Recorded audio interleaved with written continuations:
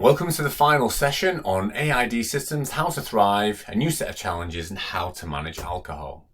So what we're going to work through is, first of all, let's not forget the basics and fundamentals of continuous glucose monitoring and infusion site management. And then we'll go through some of the fundamentals with balanced meals, combating high fat and protein meals, using activity to improve time in range and getting accurate CGM readings. And then we'll go into something novel, which might be something that comes up new with these systems, is inconsistent post-meal spikes, how to manage those. And then finally, can these systems manage alcohol effectively or not?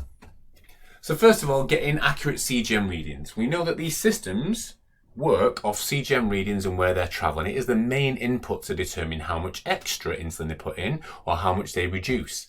So the more accurate our CGM readings are, the better these systems are going to perform. So first of all, don't place the CGM on a bendy, scarred or lipohypertrophy area. Allow the CGM reading to be somewhere that's nice and steady and stable.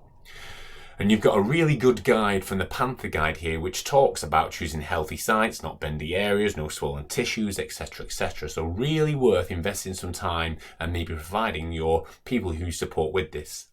With regards to CGM accuracy, the arm is the most accurate place for both the Libre, the Dexcom, and the Guardian Sensor 4. So if possible, use the arm first, if not then the abdomen, but finally the buttocks. So try to use an area where the continuous glucose monitor is going to perform the most accurately. Obviously, if there's a difference between the finger prick and the CGM, and you've done the finger prick twice and it's from an effective meter, then you can calibrate the system to bring it back online, which is recommended. Obviously, you can't do that with the Freestyle Libre 3, but you can do for the Dexcom and the Guardian Sensor 4. Obviously, it's not something we'll be advising to do finger pricks all the time, but we know that when children and young people do feel different to the CGM readings, they will do finger pricks. And if it's more than 20% out and they can calibrate, it makes sense to do so. Taping down securely is important to make sure that the sensor is not moving. And again, there's lots of decent tips, tricks, and also different sticky patches that are recommended within the Panther guide, well worth looking at. And if someone's having serious problems with accuracy in the first 24 hours, we do know that the sensor is at least accurate in the first 24 hours because of the damage to the tissue on insertion. Then put the next sensor in 24 hours before you need to use it, therefore it's settled by the time the readings come through. Obviously keeping them well hydrated. And just an important point to know, if people have had difficulties with sensors lasting the full duration before using an automated insulin delivery system, it's usually because there's a certain amount of glucose oxidase within the sensor, and the quicker that gets used up by higher glucose readings, the quicker the sensor runs out. So when people go on automated insulin delivery systems, their glucose levels are more in target, more of that glucose oxidase doesn't get used up as quickly, therefore the sensors tend to last longer. So it's just important, if people have some concerns, to suggest that as time in range improves, the sensors will be more effective. Secondly, we want to make sure that the insulin delivery is consistent and effective. So there's been a recent systematic review that has showed if you put insulin into an area of lipohypertrophy, you are going to have serious issues with the hypoglycemia and inconsistent insulin delivery. So again, the basics of making sure people's sites are managed effectively is absolutely imperative to make sure these systems work effectively. If you want the insulin to work as fast as possible, you can see here that the abdomen is the fastest place to put the insulin in. So ideally you want the CGM on the arm and the insulin on the abdomen. That is the best combination for getting the most accurate CGM readings and the fastest insulin delivery. But if you can't get it in the abdomen, then you can consider the arm and then the buttocks as a last place you would put it. But also think about consistency. If you're changing from the belly to the buttocks to the arms, then the speed of delivery changes quite a bit. So don't expect the same result. So it's just important. Consistency is key. Try and keep the CGM to the arm and the insulin to the abdomen. That is the winning combination. Obviously, rotating your sites is important for healthy areas, and you've got some ideas of different ways of rotating round. Just important to make sure, what is sometimes important to do is before you take the next sensor or the next infusion site off, leave it on, put the new one on so you don't put it in the same place, and then you can take the old one off so you don't end up going in the same place all the time. Tape down effectively as required via the Panther, and again changing every 2 to 3 days is important, especially for some of the pumps that allow you to potentially keep the device or the infusion setting for maybe 7 days. Then obviously you want to be careful that people are not doing that unless it's an extended wear from Medtronic, for example. Okay, so that's CGM and insulin consistency, and Francesca beautifully talked about this, is the cornerstones of good glycemic control often start with balanced meals. So we know even with these systems, although it's fast-acting insulin, it isn't that fast. So if someone's eating Cocoa Pops followed by jack potato and beans followed by cereal bars and biscuits all day, you've got the speed of glucose going into the blood, beating the insulin, going high. You will not avoid this on an automated insulin delivery system. If you have more of a balanced meal which contains a carbohydrate, a protein and a fat, i.e. egg on toast or meat, fish with some vegetables, you will see that the glucose going in, represented in green, is a lot slower and it matches the insulin delivered for the meal that you enter within there. Obviously, if you put a bit of activity in afterwards as well, it supercharges that insulin, you get a much flatter profile. So regardless of what therapy you're on, balanced meals and being active after eating is the winner. You still get that benefit on automated insulin delivery systems. Okay, so Francesca talked about, first of all, find out before you fiddle. So if you're having high fat, high protein meals, just let the system try and cope with it and see how it go. But if the system's unable to cope with it and you're getting these delayed hyperglycemias, these real highs going after eating things like McDonald's and pizzas, this is the reason why, and this is what you can consider. So we know when you eat a really high fat, high protein meal, you've got carbs represented here by the bonds of two glucoses attached by a bond, and you've got the fat here with a glycerol backbone and 3 fatty acids. They go in your belly, you mush them all up, and they go into your portal vein, which is the bit that connects your small intestines to your liver. What you will see is the glucose goes in there, but also does the fat. And when you have fat at a very high level, you will see it goes into the liver, and you will see that the triacylglycerol, the 3 fatty acids, turns into a di, a 2, and you get a hydroxyl group. Why is that important? Well, when you get a lot of these diacylglycerols into your cells, they actually block the action of insulin, which means you become less sensitive to insulin. That happens at the muscle, but it also happens at the liver. So if you have a very, very high fat meal, 2 to 3 hours after eating, your insulin is not going to be working as effectively. Hence, the glucose that is still being digested from this high fat meal will no longer be put into the liver cells and will no longer to be put into the muscle cells and will stay in the bloodstream, which means you're going to need more insulin to overcome it. Now, as Francesca says, the systems may be able to keep up with this on their own, but if you have a very high fat meal and you do experience these really delayed hyperglycemias, then we're going to need to think about how we can manage that. Here are some options. If you're on a T-Slim, you can use the extended bolus function where you can dial in 25% fake carbs extra. So if you eat in 100, dial in 125 and do a 50-50 split over 2 hours. You may actually need to do a 50 or 100% extra fake carbs. So in this case, either 150 or even 200 grams of carbs split like this. But again, really think about, observe what happens first and only do this if you see it to become a persistent problem. And you could also consider putting sleep mode on later so that it gives the system the opportunity to do more auto corrections. If you're on the 780, the Camzo Omnipod 5, again, just go with normal carbs first and see what happens. However, if you do go high and stay high with that, you could try adding an extra fake carbs of 25 to 75%, 60 to 90 minutes after eating. Start with 25% extra and build up over time. However, if you go low because there's too much insulin up front, next time only give 75% of the carbs and then let the algorithm deal with the rest after. So, find out before you fiddle, but if you do need to fiddle, this is how you can fiddle to make sure that more insulin goes in to compensate for this diacylglycerol effect, or the DAG effect. Okay, what can you do? If you go high in between meals and the system's struggling to keep up and you don't want to do extra insulin and you want to get that glucose level down as quickly as possible, what you can actually do is just use activity to your benefit.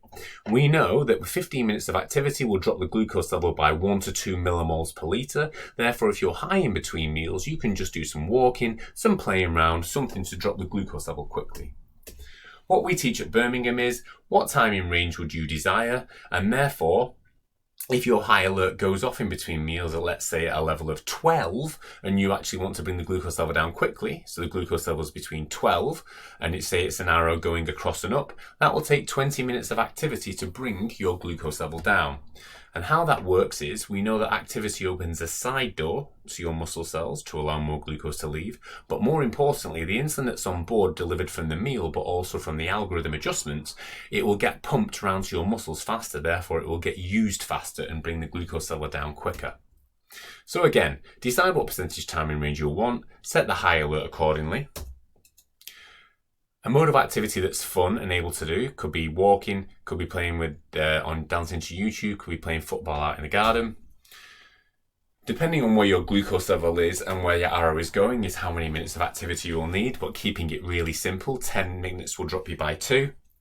And obviously we know that it works by opening a side door to your muscle cells and making the insulin that's on board work much more effectively.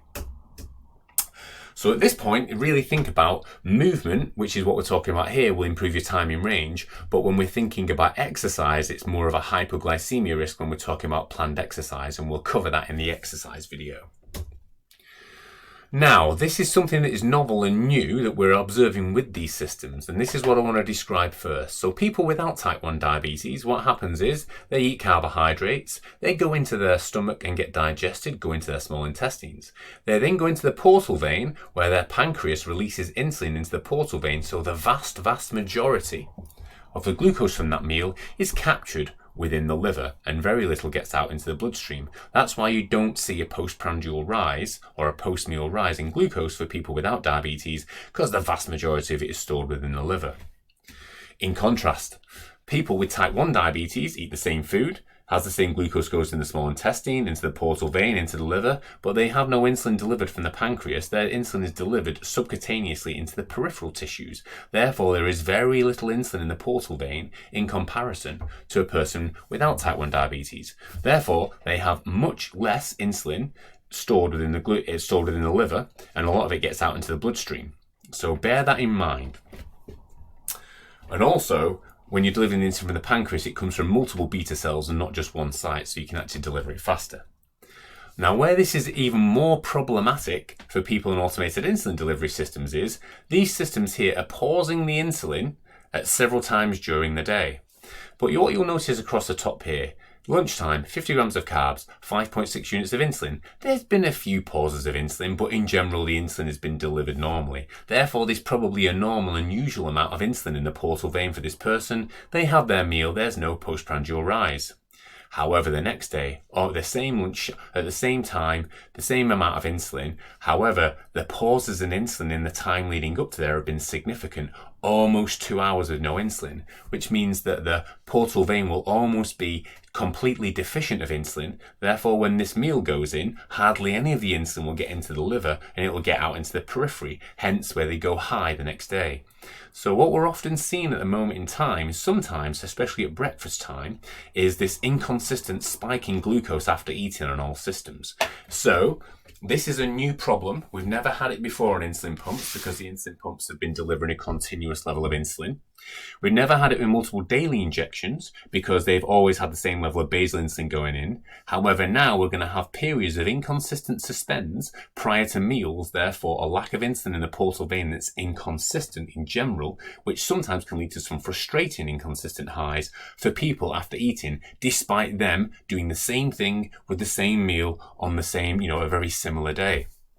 So what can we consider? And this is just another example here. On this day, you can see 85 grams of carbs, 80 grams of carbs, 9.7 units of insulin, 9 units of insulin. Here, hardly any suspends at all. The glucose level is fairly normal afterwards. Here, lots of suspends here, very little glucose insulin in the portal vein, and we get a post-meal spike. So what can we consider? Well, certainly for breakfast, if you notice this happens on the Omnipod 5 or the CAMs, because they have an adjustable target level, between 2 and 4 a.m, you can just have a higher target level, let's say 7.2. And then from 4 a.m. onwards, you drop it down to 6.1. That will mean at 4 a.m, when it's targeting at 7.2, it may have suspended the insulin, but for the next 2 or 3 hours, it will certainly be increasing or maintaining a normal delivery of insulin to the sort of 7 a.m. period, which will mean there will be insulin within the portal vein when you come to eat breakfast and you won't get an issue. For the T-Slim, what you could consider to do if you see this happening frequently is only start the sleep mode between 3 and 7 a.m, which means before that point, up to 3 a.m, if the glucose level is say 8.2, the T-Slim will just carry on delivering the normal basal rate. But from 3 a.m, it will actually drop it down to try and get it between 6.3 and 6.7, which means it will start delivering more, or certainly give an adequate amount of insulin. So by the time you have breakfast, there will be plenty of insulin within the portal vein, and you should not have an inconsistent spike.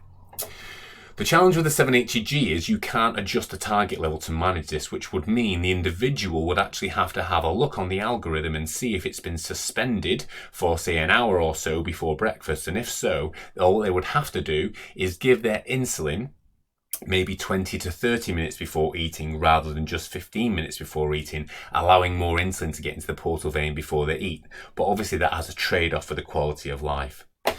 Obviously, for other meals during the day, that's a little bit more difficult. What you're probably going to have to do is they're going to have a little look back on the algorithm and see whether it's been suspended for ages. If so, they'll have to give the insulin a little bit earlier than usual. So it might not be so practical. But certainly from a breakfast perspective, there are options that you can do to make sure that the portal vein has plenty of insulin in, ready for that breakfast to tackle the post-breakfast spike. Alcohol. Okay, managing alcohol, very challenging. So what we do know is the glucose from the liver is usually being produced on a continual basis 24 hours a day because your brain requires it. But obviously when you drink alcohol, we've got a problem, because when you start to drink alcohol, the liver processes the alcohol and stops putting glucose out into the bloodstream. Therefore, if you've got insulin on board, basal insulin, then you've got too much insulin on board and the risk is going low. So this is what happens when people drink alcohol and they go low during the night. It's because their liver has stopped putting glucose out, but their basal insulin continues to run in. Hence the problems, and that's why we usually suggest to have things like a snack before bed and reduce your basal insulin before you know, on the night when you go out drinking alcohol. So that's the reason why. Now, you might want to skip these next couple of slides if you're not into the biochemistry, but I thought I'd put it in here just in case you're a nerd like me. So why does this happen? So we know when we drink alcohol, it needs to get broken down because it's a poison. And what it does is it reduces NAD to NADH in two places, within the cytosol and within the electron transport chain. So basically, when you drink alcohol, what you're actually doing is getting rid of a lot of NAD and getting a lot of NADH. Why is that important? Well, it's all about the fates of pyruvate. So when you break down, or when you want to break down glucose, you end up with a lot of pyruvate. And pyruvate can either go to be created into new glucose, which goes to oxaloacetate, or it can get converted into lactate. And the reason why it's important when you drink alcohol, I've just told you, when you drink alcohol, you create a lot of NADH. And when there's a lot of NADH, it makes sure that pyruvate goes to lactate instead of going down here to oxaloacetate. So what you end up with is when you drink a lot of alcohol is a more lactate and a lot less oxaloacetate. And why is that important in the liver? Well, it's important because when you've got pyruvate that gets turned into oxaloacetate, and there's a lot of it, it actually gets converted into glucose and pushed out into the bloodstream. So that's the way that the liver can create new glucose and push new glucose out into the bloodstream by something called gluconeogenesis. So basically, if you drink a lot of alcohol, you'll make sure that the pyruvate gets turned into lactate rather than oxaloacetate, which will mean that the liver's ability to pump glucose out into the bloodstream is significantly reduced. Hence, the more alcohol you drink, the more units of alcohol you drink, the increased risk you are of going low, and therefore you need to take action accordingly to prevent that from happening. Now, it all depends on how many units of alcohol you drink. So as a rough guide, the liver takes 1 hour to get rid of 1 unit of alcohol. So if you have 1 pint of beer, that means your liver for 3 hours is busy getting rid of the alcohol and not putting glucose out for 3 hours. If you have, obviously, 1 glass of wine, that's 2.5 hours, but if you have a bottle of wine, that could be up to 10 hours. If you go out and have 10 pints, that's 30 units of insulin, 30 units of alcohol, that could be up to 30 hours that your liver is not putting glucose out and putting you at increased risk of hypoglycemia. So the more you drink, the higher the risk and the longer the risk continues for. But we also have to consider whether the drinks that we drink contain carbohydrates, because you might go high in the first place.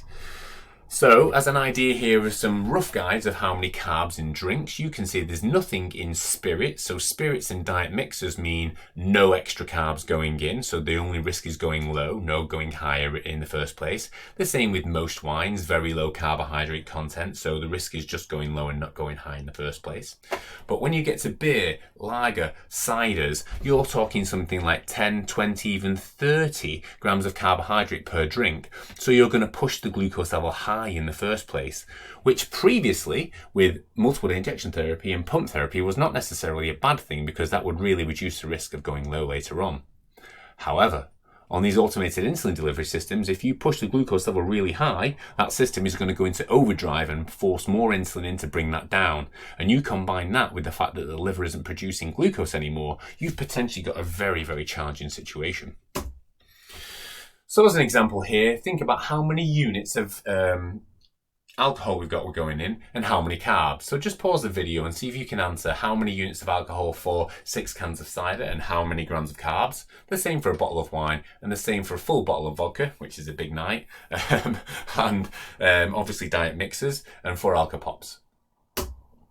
So you can see here, 6 cans of cider is 15 units of alcohol, so that's 15 hours that the liver is not going to be producing glucose for, but you will go high in the first place with 120 grams of carbs. So you have the risk here of going very high, the algorithm pushing lots of insulin in, and then there being lots of insulin around when the liver's not producing glucose. Here with a bottle of wine, 10 hours worth that the liver's not producing glucose for, but only 10 grams of carbs. So you have got a risk of going low, but it won't go high in the first place. The same with a bottle of vodka with diet mixers, that's up to 30 hours, 30 units of alcohol with no carbs, and again 4 Alka Pops. So again, you need to know the units of alcohol that you're drinking for how many hours that the liver won't be producing glucose for, and how many carbs you're consuming to decide if you're going to go high in the first place and what preventative action you might need to take. So this is just an example of someone out on a Friday and Saturday night. They had their last meal here of 80 grams. They went out, they had 1 cider, 2 ciders, 3 ciders, 4 ciders, 5 ciders, and you can see initially there's no problem. They didn't put the activity mode on, which they should have done, but it sent the glucose level high. The algorithm is maxing out, bringing it down. More cider goes in, it goes high, and then all of a sudden the liver's not producing glucose anymore. All this extra insulin's already going in, and it doesn't prevent the low despite it being suspended for quite a number of hours. And then you've got the same thing. You went out again, 1, 2, 3, 4, 5, 6 ciders, and again here you've got the problem of all this extra insulin's already in from the carbohydrate content, and it doesn't matter what suspends you do, you've got serious hypos going on here. Now it's very fortunate this teenager has a mum who's a legend and actually got up and nursed them through this situation and made sure they had adequate carbs to get them out of these problems. But obviously if this is a young person at university that doesn't have their mum on their doorstep, we've got a problem. So we need to be educating on the risk of these algorithms without putting activity mode on or taking preventative action of having drinks with extra carbs in, sending the glucose level very high, and then having real problems with hypoglycemia later on. So here's some suggestions. Probably less than 4 units of alcohol, you're not going to be in too many problems, because that's only 4 hours that the liver is out of action for in terms of producing extra glucose. It can be managed fairly simply. But most teenagers are going out on a night out are having a lot more than 4 units of alcohol. So the first thing is they need to put the activity or exercise mode on from when they're going out, usually till 11 AM the next day. Now, depending on which system you're on, if you're on the CAMs, that will first of all put ease off. It will push the target level up by 2 to 3 millimoles, and very importantly, will relax the algorithm by 30%. So there's 2 levels of protection here. It will increase the target level, and it will also relax the algorithm by 30%. So it's likely that the ease off will do the job alone. For the T-Slim, it's probably important to actually put the activity mode on, but actually have an activity profile that's got half the carb ratio strength, half the sensitivity factor strength, and half the basal rate strength, because just the activity mode alone will only push the target level up to 8.3. It won't change the sensitivity of the algorithm, so you'll need to have a separate profile for alcohol. The Omnipod 5 will push the target level up to 8.3, and importantly will relax the algorithm by 50%. So again, it's very likely that this will combat the difficulty. I would guess that if the person would have put activity mode on here, we would not have experienced hypoglycemia here, because the insulin put in back here would have been 50% less, for example. On the 780G, the temp target only increases the target level to 8.3 and cuts off the auto corrections. However, it doesn't change the sensitivity or the aggressiveness of the algorithm. So that might work, but you might need to actually go back into manual mode and put a temporary basal rate of 50% on for the night. Because in this instance, if this was a 780G, it would only push the target level up to 8.3, but the strength of the algorithm would continue to be the same. So it's likely that hypoglycemia would have continued. So it's, again, it could be a trial and error and see what happens, but you've got some ideas for the different systems. Aiming to keep the glucose level between 7 and 10 will prevent the algorithms from going into overdrive. If it's less than 7, make sure that there's a top up of at least 10 to 15 grams of fast-acting carbs as you're going along drinking. That might mean if you're drinking spirits with diet mixers, you throw a full sugar one in every so often. If you're above 10, you might want to enter half of the carbs for the carb content for the alcoholic drinks that you're having to make sure you don't go too high and the algorithm go into overdrive. Obviously have a very sensible person following your readings and have fast-acting glucose with you on the side of your bed, and obviously apply trial and error. And certainly having followers and letting people know is important. And as with anything, apply trial and error. Start low and go slow. Very importantly is, will glucagon work after a lot of alcohol? Well, we've said that when you drink a lot of alcohol, the liver has an inability to produce glucose. And glucagon works by an injection of glucagon, which liberates stored glucose within the liver. So if you've been drinking a lot of alcohol and you've got no glucose within your liver, it's not going to be able to liberate anything. So it's just to let you know that glucagon will not necessarily be that effective after a night of heavy drinking. Therefore, certainly calling an ambulance would be important, because they may need IV glucose to get them up if they're in a serious, difficult situation. So that's quite a bit of information, some new challenges, but let's start with the basics. 3 meals, limited snacks. You can use activities to drop post-meal highs, and you may need extra insulin for high fat and high protein, and that can be delivered in a system specific way. Never forget the basics, accurate CGM readings and good consistent insulin delivery. A new phenomenon is going to be this inconsistent post-meal spikes, and that's because of these long suspends and pauses of insulin, certainly before breakfast, and that can be managed by either adjusting the target levels overnight with a higher target level up to 3 a.m. and a lower one afterwards, and always think about what insulin is going to be in the portal vein. Alcohol and AID systems potentially present a challenge, especially for people drinking drinks with lots of carbohydrate in. It's going to push the glucose level high, which may force the algorithm to put more insulin in. So get your activity mode on, but also consider maybe on a T-Sim Control IQ, a drinking profile with 50% less aggressive settings, and potentially back to manual mode if required with a 50% basal rate. And always think safety first. So hopefully that's been insightful in terms of some future challenges that may come up and some of the things that we've seen so far.